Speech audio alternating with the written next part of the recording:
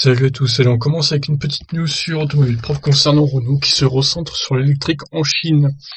Preuve de la transition rapide vers l'électrique sur le marché automobile chinois, Renault y abandonne les véhicules thermiques et s'appuie sur deux co-entreprises locales. Ces 20 dernières années, la Chine a connu une ascension fulgurante, devenant le premier marché automobile du monde. Rapidement, le pays a pris conscience de l'enjeu environnemental, notamment après des épisodes de pollution extrême à Pékin. Ainsi, l'électrique est devenu un segment en forte croissance avec 860 000 unités écoulées en 2019. En parallèle, Renault n'a jamais profité de l'aubaine. Normal, le groupe ne possédait pas de co-entreprise, condition pour éviter les taxes d'importation et donc des prix prohibitifs.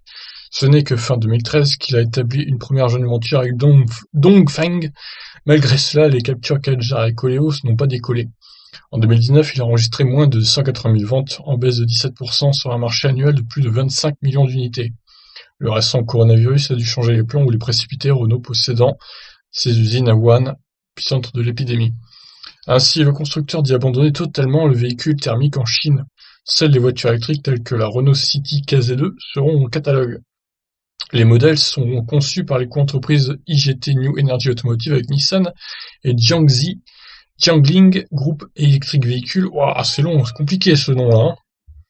Renault détaillera très prochainement quels seront les modèles prévus dans le futur et s'ils pourraient débarquer chez nous à l'instar de la KZ2 qui arrivera en Europe par la Dacia Spring. Autre pilier de la stratégie dans l'empire du milieu, Renault continuera les utilitaires via sa joint venture Renault Brilliance Jinbei Automotive.